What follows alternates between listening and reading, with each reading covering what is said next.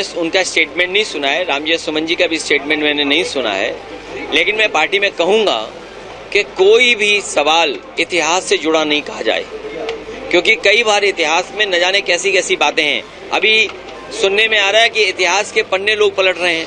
जब से रामजी सुमन जी ने कहा, आप देखिए गूगल पे, आप देखिए चैट जीपीटी पे, लोग जानना चाहते हैं इतिहास क्या है, तो इतिहास जानने लगे हैं लोग। मैं ये चाहता हूँ इतिहास की बातें अगर हमें अच्छा रास्ता न दिखा सकें, हमें कोई पॉजिटिव रास्ते पे न ले जा सकें, हमें सकारात्मक दिशा न दे सकें, तो इतिहास को इतिहास ही रहने देना चाहिए, इतिहास पे चर्चा नहीं करनी चाहिए। मैंने कहा इतिहास को इतिहास रहने दो, जो इतिहास हमें आपके बीच में खाई पैदा करे उस इतिहास के बारे में नहीं जानना। अब मान लीजिए मीरा ने जो भजन गाया वो नुसरत फतेह अली खान ने गजल में गा दिया, तो अब कहाँ पकड़ोगे? नुसरत अली खान साहब को पकड़ोगे क्या, या मीरा जी को पकड़ोगे? तो इतिहास को रहने दो। तो ऐसे में क्या कहेंगे आप? मैं ये कहूंगा कि पार्टी के लोग कोई भी इतिहास की बातें न करें। समाजवादियों ने इतनी प्रोग्रेसिव काम किए, इतनी प्रोग्रेसिव बातें की हैं, डायल 100 है, किसान की आय दोगुनी है, नौजवान की नौकरी रोजगार है, आरक्षण है, हमारे अधिकार हैं, हमारा सम्मान नहीं हो रहा कहीं पर, हमारे घर मकान गंगा जल से धोए जा रहे हैं, ये सब मुद्दे बड़े हैं।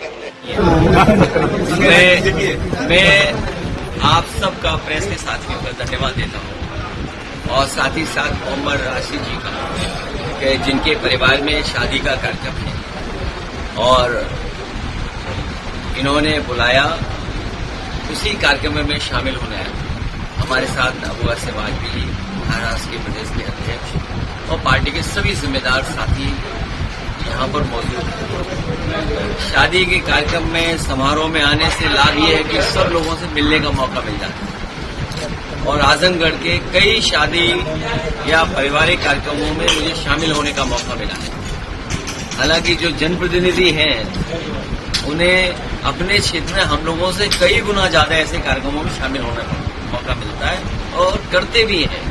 जब मैं लोकसभा का सांसद था, पहली बार, दूसरी बार, हम लोग जानते हैं कि एक दिन में 20-20, 24-24 शादियां अटेंड करते थे। एक ही दिन में शादियों में भी जाना, किसी परिवार में कोई नहीं रहा उन सदस्यों से मिलना, दुख सुख एक साथ और बांटने का, उन परिवारों से मिलने का हम लोगों को और जनप्रतिनिधियों को मौका मिला। आजमगढ़ से हम लोगों का बेहद लगाव रहा है। राजनीतिक परिस्थितियां कुछ भी हों, लेकिन आजमगढ़ को हम लोगों ने अपना माना है।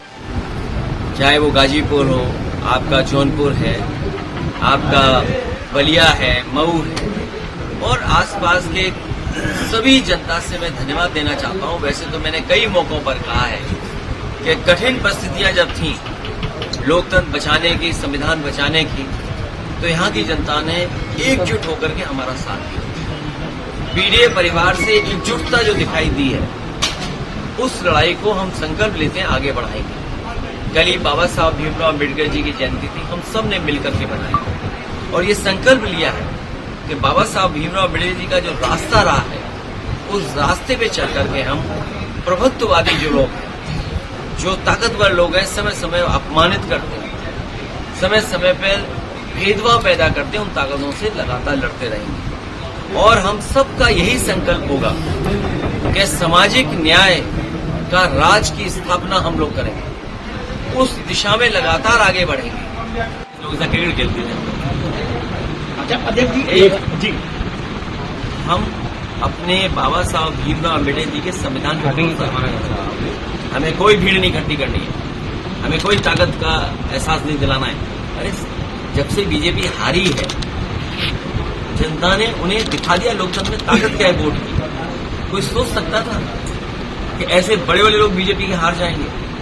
आज जनता ने हमें सबसे ज्यादा सीटें जिताई, नंबर 1 की पार्टी बनाई, देश में नंबर 3 की पार्टी। इसलिए हमें दो हाथ नहीं करना है, हमें अपना सहारा लेना है संविधान का। संविधान हमारी ढाल है।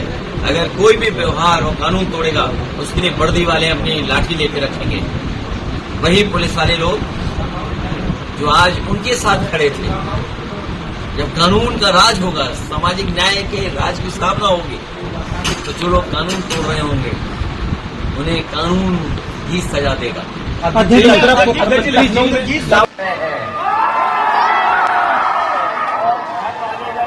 कार्यक्रम में बुलाए, शादी के में या उसमें, कोशिश तो ये रहती है कि ज्यादा से ज्यादा घरों में हो रहे हैं। लेकिन जब भी मुझे मौका मिलता है तभी हम लोगों ने आजमगढ़ के लोगों को छोड़ा नहीं, और मैं आपको भरोसा दिलाता हूँ जहाँ सुख दुख में हम आपके साथ हैं। हमें ये भी मालूम है कि कठिन से कठिन परिस्थितियों में आप हमारे साथ हैं, क्योंकि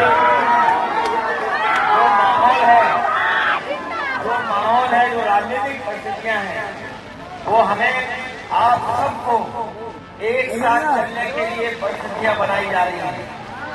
और हमें उम्मीद है कि जो माहौल बन रहा है, एक न एक दिन हम लोग कामयाब होंगे। और जो लोग झूठे सत्य दिखा रहे हैं, हम उन लोगों को कहना चाहते हैं कि आने वाले समय में सामाजिक न्याय के राज की स्थापना के लिए हम सब लोग मिलकर के एक साथ